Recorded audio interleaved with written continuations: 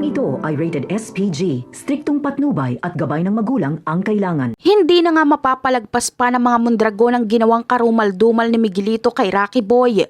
Umuwi kasing sugatan at maraming pasa at sugat si Rocky Boy dahil sa ginawa sa kanyang pagpapabugbog ni Miguelito at ipatapon sa basurahan sa Quiapo.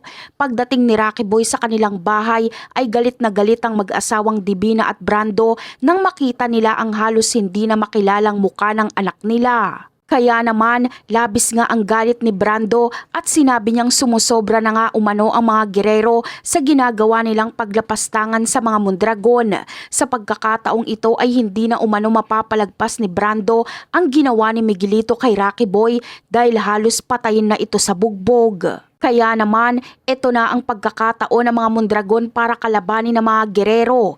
Gagantihan niya ang mga gerero para matikman nila kung paano magalit ang mga Mondragon. Dito na nga gagawin nila Divina na alisan ng preno ang mga binenta nilang mga ambulansya sa mga gerero. Maraming ang mapapahamak na tao sa gagawing ito nila Divina at sa mga gerero ito isisisi. Dagdag pa sa problema ng mga gerero ang mga taong na-food poison dahil sa pinamigay nila mga ayuda na mga expired na dahil kinurakot nila ang pondo para doon at makabili ng mga mas murang relief pack na hindi na dapat kinukonsumo ng mga tao. Dahil dito ay malalagay sa alanganin ng mga gerero at malaking problema ito sa kanila dahil magiging kalaban nila ang taong bayan. Ito ang magiging dahilan para maimbestigahan at masilip ang mga maling gawa at pangungurakot ng mga gerero at pag-abuso nila sa pwesto.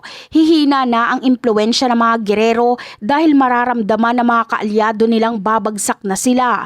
Kaya dito na magkakaroon ng pagkakataon ng mga Mondragon para pagbayarin na si Miguelito dahil sa ginawa nito kay Rocky Boy. At yan ang aabangan natin.